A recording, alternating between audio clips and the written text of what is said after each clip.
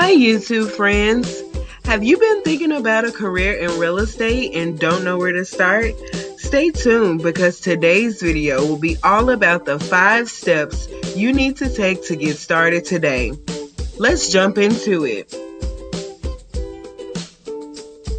Step 1. Research schools.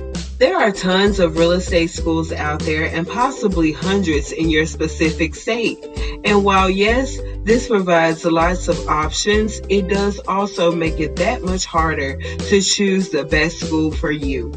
If you haven't already had a chance to check out my video on what to know before taking real estate classes, I'll drop the link below. You will want to choose a school that fits your life as a real estate agent. If you want to aim high, I would encourage in-person classes so that you can make connections to working pros.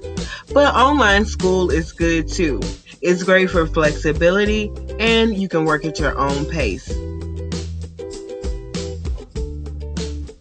Step 2. Obtain your residential real estate salesperson's certification.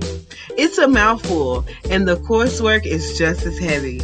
You'll want to be sure to absorb all that you can because state real estate exams are hard, and most professionals will end up taking the exam multiple times before passing.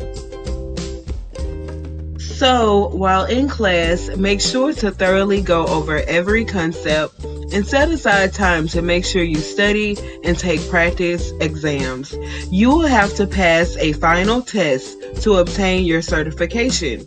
So take notes, study hard, and take time to understand all of the knowledge provided. Step 3. Pass the state exam. Like most licensure exams, the real estate exam, no matter the state, will require a great deal of studying in order to pass. I cannot stress enough the importance of learning everything you can in class because you never know what will come up on the state exam. I encourage you to aim to take the test 1 to 2 weeks after you obtain your certification. You don't want to forget what you've learned, and your success will exponentially decrease as time passes. So even before finishing your class, make sure to find out how to apply to take the test and go ahead and make a plan to do so immediately after you finish your certification classes. Step 4. Find a sponsoring broker. This is the most important step in obtaining your real estate license. As a salesperson, your license will have to be held at a brokerage firm, and the broker must sign off or sponsor your real estate license.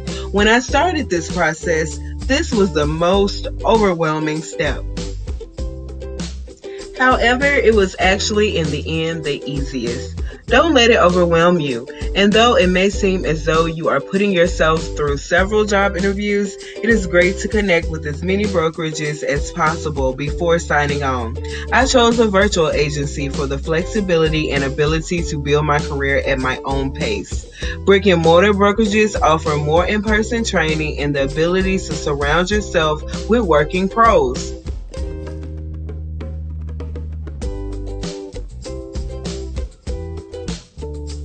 Once you've completed all the steps before, you are now ready to apply for your real estate license. I applied on Thursday and my license was active the very next day.